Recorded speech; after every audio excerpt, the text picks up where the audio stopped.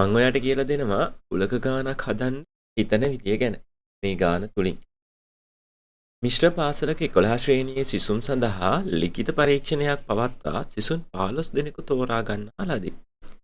තරඟයට ඉදිරිපත් කිරීම සඳහා මෙම 15 දෙනාගේ පිරිසක් තෝරා ගත යුතුය.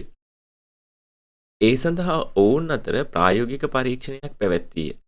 මෙම ප්‍රායෝගික පරීක්ෂණයට අදාළ අසම්පූර්ණ වෙන්රූප සටහනක් පහත දැක්වේ.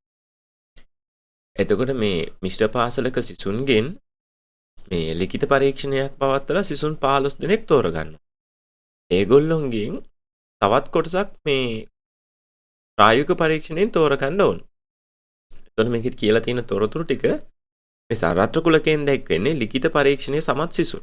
එතකොට මේක කියනවා ලිඛිත පරීක්ෂණයක් පවත්වා සිසුන් 15 දෙනෙක් තෝරගත්තා. එහෙනම් ලිඛිත පරීක්ෂණයේ සමත් සිසුන් ගන්න 15ක් නේ. එතකොට අපි මේ වෙන් රූපයක ඒක දාගන්න මෙතන ඉරේ තමයි 15 කියලා දාගන්න. ඒ කියන්නේ මේ සාරාත්‍ර කුලකයාගේ 15යි. දැන් කියනවා A කියන්නේ පිරිමි ළමයිලු. එතකොට මේ A කියලා කියන්නේ පිරිමි ළමයි. අපි පොඩි අදහසක් ගන්න මේ වගේ ලකුණු කරගමු. ඊළඟට පිරිමි ළමුන් ගණන 6ක්. එහෙනම් මෙන්න මේ පිරිමි ළමුන් කියන රවුමෙන්න ඕන කීයක්ද? 6ක්. ඊළඟට ප්‍රායෝගික පරීක්ෂණයේ සමත් සිසුන් ගණන 9කි. එතකොට මේ ප්‍රායෝගික පරීක්ෂණයේ සමත් සිසුන්. එතකොට A කියන්නේ පිරිමි ළමයි නම් B කියන්නේ ප්‍රායෝගික පරීක්ෂණයේ සමත් සිසුන්. සමත් සිසුන් කියලා අපිට ගත්ත හැකිනේ. එතකොට මේ ප්‍රායෝගික පරීක්ෂණයේ සමත් සිසුන් ගණන 9ක්ලු. එහෙනම් අපි මේකේ ඉරේ දාගමු 9 කියලා. ඒ කියන්නේ ප්‍රායෝගික පරීක්ෂණයේ සමත්. මේ රවුමෙන් කියන්නේ පිරිමි ළමයි. මේ රවුමෙන් කියන්නේ ප්‍රායෝගික පරීක්ෂණයේ සමත් සිසුන් ගාන. ඊළඟට කියනවා ප්‍රායෝගික පරීක්ෂණයේ අසමත් ගැහැණු ළමයි ගණන 4ක්. දැන් මේ ඉන්නේ පිරිමි ළමයි. එතකොට ගැහැණු ළමයි කිව්වහම පිරිමි ළමයි ගොඩට අයත් වෙන්න බෑ. පිරිමි ළමයි ගොඩට පිටින්.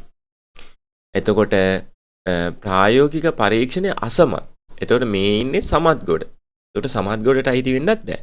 එහෙම කට්ටිය ඉන්නවලු 4 දෙනෙක්. එහෙනම් ඒ 4 දෙනා මේ එක ගොඩකටවත් අයිති වෙන්නේ නැති හින්දා ඒගොල්ලෝ පිටින් ඉන්නේ. පිරිමි ළමයි ගොඩට අයත් වෙන්නෙත් නැහැ. ප්‍රායෝගික පරීක්ෂණයේ සමත් ගොඩට අයත් වෙන්නෙත් නැහැ. එහෙනම් මේ ගෑන් ළමයි 4 දෙනා ඉන්නේ පිට. හරි. අපිට කියනවා පළවෙනි ප්‍රශ්නේ මෙන්න මේ විදියට. පළවෙනි ප්‍රශ්නේ කියන්නේ B කුලකය නම් කරන්න. B කුලකය. එතකොට B කියන්නේ මොකක්ද කියලා දීලා තිබුණේ නැහැ. හැබැයි අපිට මේ තොරතුරු වලින් ගත්ත හැකි B කියලා කියන්නේ ප්‍රායෝගික පරීක්ෂණය සමත් ළමුන්. එතකොට ඒගොල්ලෝ තමයි මේ B කුලකයට අයත් වෙන්නේ. එහෙනම් B කුලකේ නම් කරන්න අපිට කියන්න පුළුවන් ප්‍රායෝගික පරීක්ෂණය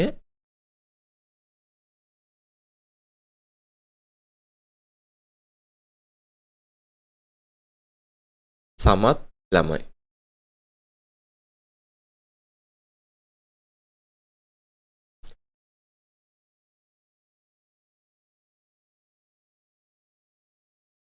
ඊළඟට කියනවා වෙන් රූපේ නැවත පිටපත් කරගෙන ඉහත දත්ත ඇතුළත් කරන්න. දැන් අපිට වෙන් රූපය ඇඳගෙන අර තොරතුරු ටික ලකුණු කරන්න කියලා කියන්නේ. අපි වෙන් රූපය ඇඳගමු.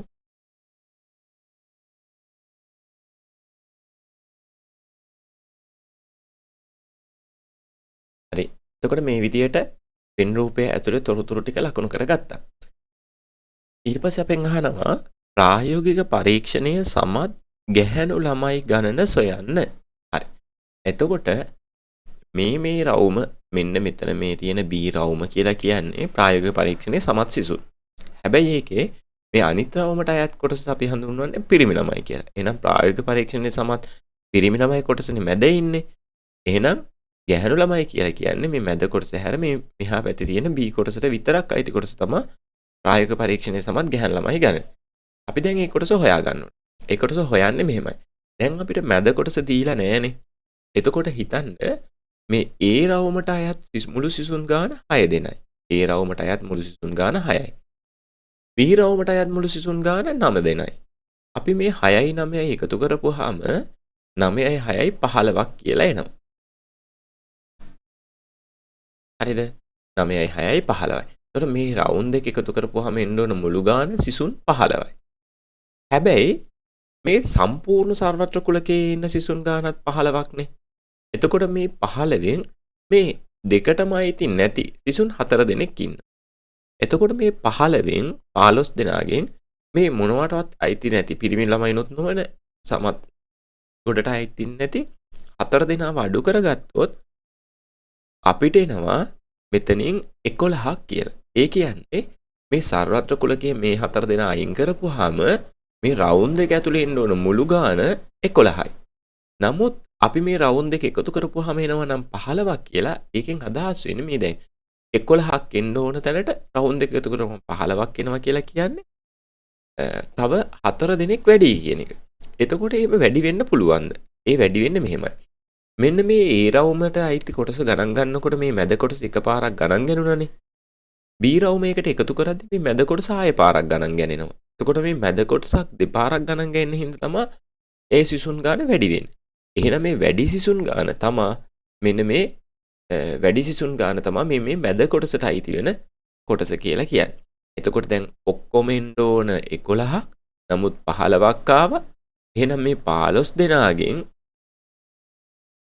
දෙනාගෙන් අඩු කරපුවාම 11 දෙනෙක් තව 4 දෙනෙක් ඉතුරු. එහෙනම් මෙන්න මේ මැද කොටසට ඉන්නේ එතකොට 4 දෙනයි.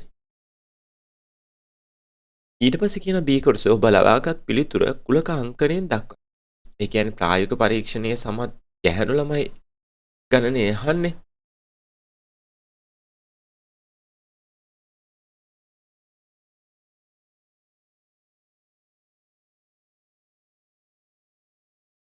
එතකොට මේකේ අහන්නේ ප්‍රායෝගික පරීක්ෂණයේ සමත් ගැහැණු ළමයි ගණනේ. එතකොට මෙන්න මේ ප්‍රායෝගික පරීක්ෂණය මේ සමත් ගොඩේ පිරිමි ළමයි ගාන තමයි මේ 4 මැද කොටසනේ අපි හොයාගත්තේ 4 කියලා. හැබැයි ප්‍රායෝගික පරීක්ෂණයේ සමත් ගැහැණු ළමයි කියලා කියන්නේ මෙන්න මේ මැද කොටස නෙමෙයි මෙන්න මෙතන කොටස. එතකොට අපි මේ කොටස හොයාගන්නේ කොහොමද? මැද කොටස හොයාගත්තාම මේ සම්පූර්ණ රවුමේ ගාන 9ක් වෙන්න ඕන. ඒකෙන් මේ මැද කොටස 4යි. මේ 9න් 4ක් අඩු කරපුවම මෙන්න මේ කොටස 5ක් වෙනවා. එතකොට මේකේ ප්‍රායෝගික පරීක්ෂණයේ සමත් ගැහැණු ළමයි ගාන අහන්නේ. එතකොට අපිට මෙතන ලියන්න පුළුවන් මේකේ මැද කොටස 4යි ඡේදනය. එතකොට ප්‍රායෝගික පරීක්ෂණයේ සමත් ගැහැණු ළමයි ගාන අපිට ලියන්න පුළුවන් 5ක් කියලා. ඊළඟට කියනවා ඔබ ලබාගත් පිළිතුර කුලක අංකණයෙන් දක්වන්න කියලා. එතකොට ඔබ ලබාගත් පිළිතුර කියන්නේ මේ ප්‍රායෝගික පරීක්ෂණයේ සමත් ගැහැණු ළමයි ගානනේ. ඒක කුලක අංකණේ. එතකොට මේ ටික කුලක අංකණයෙන් දක්වන්නේ කොහොමද? B ට අයිති වෙන හැබැයි A ට අයත් නොවන. එතකොට අපි ඒක ලියන්නේ මේ විදිහට. A කියන්නේ A ට අයිති නැති.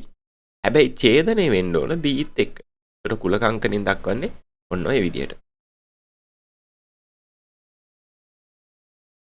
ඊළඟට රෝම ඉලක්කම් 4 කියනවා නැවත සලකා බැලීමේදී ප්‍රායෝගික පරීක්ෂණය අසමත් පිරිමි ළමයෙකු සහ ගැහැණු ළමුන් දෙදෙනෙකු එය සමත් බව අනාවරණය විය. දැන් අසමත් වෙලා හිටපු කට්ටියකින්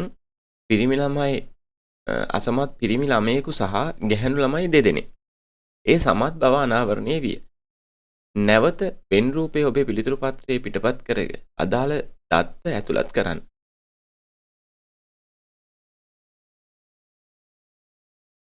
එතකොට මේ ප්‍රායෝගික පරීක්ෂණය සමත් ගොඩේන මේ තියෙන්නේ. එතකොට ඒකේ පිරිමි ළමයි තමයි මේ තියෙන්නේ. එතකොට මෙන්න මේ ප්‍රායෝගික පරීක්ෂණය සමත් නොවිච්ච පිරිමි ළමයින්ගෙන් එක්කෙනෙක්. ඒ කියන්නේ දැන් මේ ගොඩ ගත්තොත් එහෙම අපිට පුළුවන් හදාගන්න මේ සම්පූර්ණ පිරිමි ළමයි ගොඩේ ඉන්නේ 6 දෙනයි නම් මෙතන 4 නම් මෙතන දෙන්නයි. එතකොට මෙන්න මේ දෙන්නගෙන් එක්කෙනෙක් යනවලු ප්‍රායෝගික පරීක්ෂණයේ සමත් ගොඩට. එතකොට මෙතන තිබුණේ 2යි. ඒ දෙකෙන් එක්කෙනෙක් මේ පැත්තට ගියපුවාම මෙතන එක්කෙනයි ඉතුරු වෙන්නේ. මේ 4 දෙනා දෙනෙක් වෙනවා. ඒ මේ ප්‍රායෝගික පරීක්ෂණයේ සමත් ගොඩට යනවා මේ අසමත් පිරිමි ළමයා. ඒ වගේම ගැහැණු ළමයි ගොඩෙත් ඉන්නවා ප්‍රායෝගික පරීක්ෂණයේ අසමත් 4 දෙනෙක්. මේ 4 දෙනා අසමත් අයනේ. ඒගොල්ලොත් ප්‍රායෝගික පරීක්ෂණයේ සමත් ගොඩට එනවලු දෙන්නෙක්. එතකොට මෙතන 4න් 4 දෙකක් වෙලා මේ දෙන්නකින් දෙන්නෙක් මෙන්න මේ ප්‍රායෝගික පරීක්ෂණයේ සමත් ගොඩට එනවා. එතකොට සම්පූර්ණ ගාන මෙතන 5 තිබිච්ච එක 7 වෙනවා. එතකොට අලුත් වෙන් රූපේ මෙන්න මෙතන මේ A ගොඩේ එකක් වෙනවා, මේක 5ක් වෙනවා, මේක 7ක් වෙනවා, පිට 2ක් වෙනවා. එතකොට අලුතෙන් වෙන් රූප සටහනක් මේ වගේ ඇඳලා මේ වෙනස් වෙන්න ඕන තොරතුරු